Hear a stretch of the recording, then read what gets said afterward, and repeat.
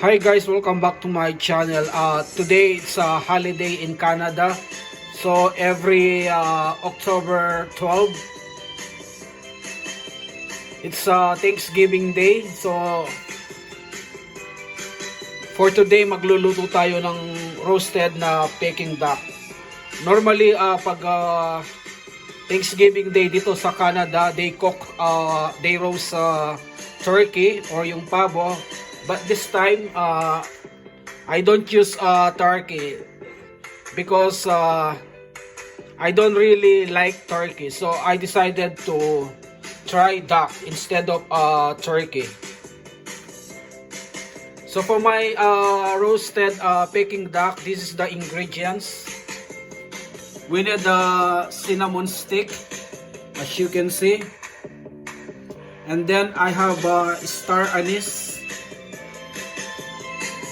And I have ginger, garlic, and onion. And then brown sugar. So ilalagay ko siya blender later para irarab sa duck. And then I have sesame oil, soy sauce, patis, and salt. So what I'm going to do is all ingredients ilalagay lang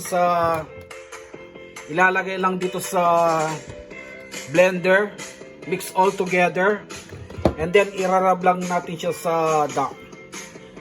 This is a Chinese version of roast Peking duck. After that marab natin yung mga ingredients. I-marinate natin siya for at least 1 hour or overnight. After that,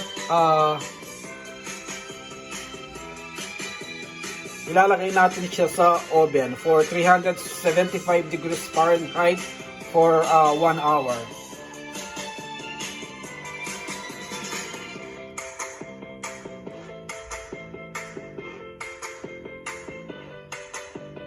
So this is the ingredients.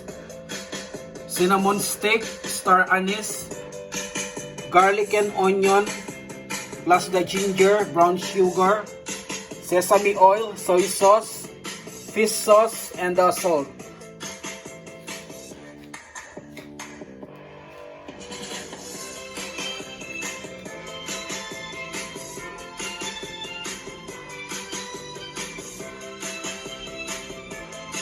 Okay guys, thank you for watching on my channel. Please like and subscribe for more food videos. Bye!